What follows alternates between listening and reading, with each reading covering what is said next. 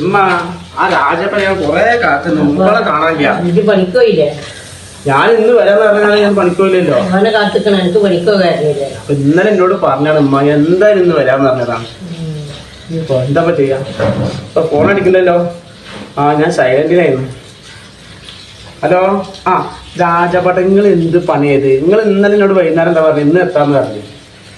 ഇന്ന് അപ്പൊ ഇന്ന് എത്ര നേരം കാത്തുക നിങ്ങൾ പണിക്കൂടി പോവാതെ? എവിടെയാണ്? സൈനാത്താടെ. എന്നാ വേണ്ട വരണേട്ടാ. ആ എന്നാ ആയിക്കോട്ടെ.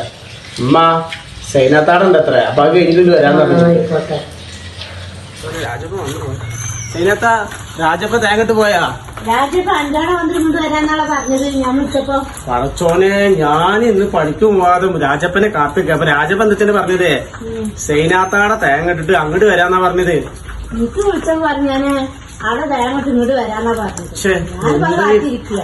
ഈ രാജപ്പ എന്ത് പണി ചെയ്തത്? സൈനാത്ത ബംഗാളികളെ കിട്ടായിട്ടല്ല, പക്ഷെ നമ്മളെ മലയാളികൾ ആയിക്കോട്ടെ വെച്ചിട്ട് ഞാൻ ഇനിയിപ്പോ ബംഗാളികളെങ്കിൽ ബംഗാളി തന്നെ വിളിക്കാൻ പോട്ടെ. ഞാൻ എന്താ ചെയ്യാ? മലയാളികളാണ് പിന്നെ നമുക്ക് വിശ്വസിച്ച് വിടാം. ഇതിപ്പോ ബംഗാളികള് കരിക്കാണ് തേങ്ങ ഉണ്ടാക്കുക നിശ്ചയിച്ചല്ലോ. രണ്ടു ദിവസം കാക്കട്ടെ. ഇതുവരെ വിളിക്കണം.